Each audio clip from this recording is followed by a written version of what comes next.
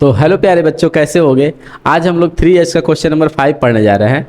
यहाँ पर आपको पता क्या ज्ञात करना है, व्यक्ति का मासिक वेतन ज्ञात करना है और उसका वार्षिक वृद्धि। तो लिखेंगे माना, बिना कुछ सोचे समझे से लिख दो, माना मासिक वेतन, क्या चीज़, प्रारंभ में, शुरू में कितना था, माना प्रारंभ में मासिक वेतन, मासिक वेतन कितना है, हम मान ले रहे हैं कितना, x रुपये, क्या मान ले रहे हैं, x रुपये। और पूछा है उसकी वार्षिक वृद्धि भी निकालना, तो भी मान लेते हैं वार्षिक वृद्धि। वार्षिक वृद्धि, वार्षिक वृद्धि क्या मान ले रहे हैं, y रुपये। उसकी जो सैलरी थी हर महीने का 5,000 था और हर साल उसकी सैलरी कितना बढ़ेगी, 1,000। तो लिखेंगे, अब यहाँ देखना कुछ बात कर रहा है फर्स्ट शर्तानुसार। फर्स्ट शर्तानुसार क्या कह रहा है, यानी फर्स्ट शर्तानुसार जो पहला प्रश्न में कंडीशन दिया गया है, कह रहा है कि वो कितना साल काम किया, 4 साल काम किया, उसे 2,200 रुपये मिला। 4 साल, ठीक है, ये लिखा ना 4 साल, अरे क्या लिखा है, 4 साल बाद, क्या चीज, 4 साल बाद उसे कितना मिल रहा है, 2,200 रुपये। अभी 4 साल में क्या क्या शामिल है, मेरी बात समझना प्लीज़, इस ये समझ गए तो सब समझ गए। 4 साल में उसका क्या है, ये शामिल है और प्लस क्या शामिल है, वाई। तो ये 4 साल बाद उसे जब मिला के मिल रहा है तो कितना मिल रहा है, 2,200 रुपये। मेरी बात समझना, 2,200 रुपये। कैसे, क्या कह रहा था, उसके प्रारंभ में उसका वेतन जो है वो तो है, लेकिन हर साल कितना बढ़ेगा, हर साल वार्षिक वृद्धि, मतलब हर साल कितना बढ़ेगा, वाई। एक साल में 1 वाई हो रहा है, एक साल में कितना बढ़ रहा है, वाई। तो 2 साल में कितना, 2 वाई। ऐसे ही 4 साल में कितना बढ़ेगा, 4 साल में, एक साल में उसका वाई रुपये बढ़ रहा है, तो 4 साल में कितना बढ़ेगा, 4 वाई। तो यहाँ हम क्या लिख देंगे, 4 वाई। तो ऐसे हो जाएगा x + 4 वाई इक्वल टू कितना होगा, 2,200। ये एक क्वेश्चन नंबर क्या हो गया, फर्स्ट। सेकेंड शर्तानुसार टेंशन ना लो, मक्खन की तरह भी तुम खुद समझ जाओगे। सेकेंड शर्तानुसार क्या कह रहा है प्रश्न में, प्रश्न में क्या कह रहा है, अब ये कितना साल काम कर रहा है अब ये 4 साल, अब 15 साल बाद, अभी कितने साल बाद, ये फिक्स है, बढ़ क्या रहा है, देखिए वृद्धि, क्या मासिक वेतन बढ़ रहा है, मासिक वेतन वो अलग बात है, मासिक वेतन उसका x है, लेकिन हर साल बढ़ कितना रहा है, y रुपये न बढ़ रहा है। तो ध्यान दो, अब वो कितना साल काम किया है, 15 साल बाद उसकी सैलरी कितना मिल रही है, 15 साल बाद उसको सैलरी कितना, इतना कम, 2,750, 2,000 कितना मिल रहा है, 750। मेरी बात समझना, 15 साल, एक साल में इतना, 4 साल में इतना, तो 15 साल में कितना हो जाएगा, 15 वाई।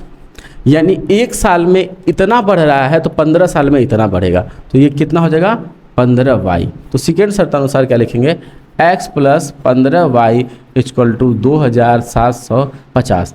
अभी ये वाली लाइन मैं एक बार फिर से समझाऊंगा, टेंशन मत लेना। एक क्वेश्चन नंबर कौन हो गया, सेकेंड। थोड़ा सा रुकते हैं और समझते हैं और कोशिश करते हैं। अगर एक साल में आपका 5 रुपया बढ़ रहा है तो 4 साल में कितना बढ़, ऐसा समझो 2 साल में कितना बढ़ेगा, 5 5 10। तो अब जोड़ना थोड़ी ना है, ऐसा डायरेक्ट गुणा कर दो ना, 2 × 5 10। ऐसे ही 15 साल में कितना बढ़ेगा, 15 × 5। तो यहाँ पर 5 नहीं है, यहाँ पर वाई है, एक साल में इतना बढ़ रहा है तो 15 साल में 15 वाई। तो बस वही लिख दिया। अब इतना क्यों, जो उसकी पूरी सैलरी मिल रही है 4 साल बाद, अच्छा अभी यहाँ 4 साल नहीं है, क्या है, 15 साल, 15 साल बाद जो उसको सैलरी मिल रही है, वो जो उसकी सैलरी था वो तो मिलेगा ही मिलेगा, साथ में अब उसका कितना बढ़ गया है, ये इतना बढ़ गया, ये जो बढ़ा है वो मिलेगा, दोनों मिला के इतना अब उसकी हर महीने की सैलरी होगी। तो कठिन नहीं है, आसान है। समीकरण 1 और समीकरण 2 अगर मेरे स्टूडेंट हो तो आपके लिए तो आसान होना चाहिए, क्योंकि पीछे का यदि आप मुझसे पढ़ लिए हो तो ये सारी चीज़ें आपके लिए कठिन होगा। तो लिखेंगे समीकरण 1 और समीकरण 2 से विलोपन विधि हल करेंगे। समीकरण 1 व 2 से, समीकरण 1 व 2 से क्या है, समीकरण 1 कितना है, x + 4y equal to 2,200, equation number 1। अब इक्वेशन नंबर सेकेंड क्या है, x + 15y इक्वल टू कितना है, 2,750 50। इक्वेशन नंबर क्या हो गया, सेकेंड। अब समझना, हमने आपको बार बार पढ़ा है, पीछे पढ़े हो तो यहाँ घटाने पे लिखेंगे। क्यों घटाने पे, क्योंकि बराबर कौन है, x वाला बराबर है तो इसके सामने वाला भी चिन्ह बराबर, कुछ नहीं तो यहाँ भी प्लस यहाँ भी प्लस है। जब समान चिन्ह होता है तो क्या लिखते हैं, घटाने पे। घटाने पे लिखते हैं तो चिन्ह बदलता है, यहाँ कुछ नहीं तो प्लस, प्लस का माइनस, यहाँ प्लस है तो माइनस, यहाँ प्लस है तो माइनस। देखिए ये x में से x जा कुछ बचा नहीं, काटिएगा मत, बस बता रहे हैं। देखिए ये 15 में से 4y जाए, बीच वाले का अब कोई मतलब नहीं है इस चिन्ह का, ये प्लस है ये माइनस है, तो 15 में से 4 जाएगा, कितना बचेगा 11y। लेकिन यहाँ माइनस वाला क्या है, ज़्यादा। मैं अभी कल के ही वीडियो में बताया हूँ, जाके देख लीजिए क्यों ऐसा होता है। अब यहाँ घटाएंगे तो कितना बचेगा आपको 550, यही बचेगा। 11 करने 11 यहाँ, लेकिन माइनस 11 करने 11, 11 बचे 55, तो माइनस माइनस खत्म। ये आप हलवा है, कोई बहुत बड़ी बात नहीं है। y का मान कितना आ गया 50। हमारे पास y का मान आ गया है, अब हमें किसका मान निकालना है, x का भी मान निकालना है। तो लिखेंगे इसका मान किसी में भी रख दो, हम इस पे रखते हैं। चलो y का मान समीकरण 1 में किसी में भी रख सकते हो, रखने पर। तो समीकरण 1 क्या है हमारा, x plus 4y equal to क्या है 2200। तो अब ध्यान दो, x का मान तो नहीं है अपने पास, प्लस 4 और y यहाँ गुणा है ना, इसके किसके बीच में किसका चिन्ह होता है, गुणे का। y का मान कितना है 50 इक्वल टू क्या है 2200, ऐसा है। तो अब ध्यान दो, उनको गुणा करेंगे तो कितना आ जाएगा 100। 4 गुणे इसका करेंगे तो कितना आएगा, अरे यार 100 नहीं 200 होगा, क्या होगा 200 इक्वल टू कितना है 2200। अब समझना, यहाँ x है, ये उधर जाएगा तो क्या हो जाएगा माइनस। आप तो पहले ही से इतने कमज़ोर तो बच्चे हो गए नहीं, तो घटाएंगे x इक्वल टू क्या आ गया, तो घटाएंगे तो आपका 2000 आ गया। क्या आ गया 2000। एक बात हमें अब देखिए, अब आपका x और y का मान आ गया, तो लिखेंगे लास्ट में अतः है। क्या लिखेंगे, अतः जब भी लिखते हैं जो माना वाला लाइन लिखे रहते हैं ना वही लिखते हैं।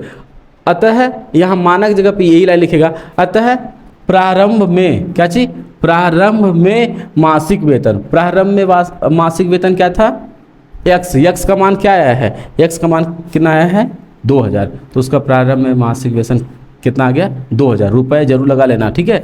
अब वार्षिक वृद्धि ऐसे लिखिएगा, वार्षिक वृद्धि y का मान कितना आया है 50, इतना रुपए। ये रहा आपका, इस तरीके से ये वाला फाइनल क्वेश्चन तैयार होता है।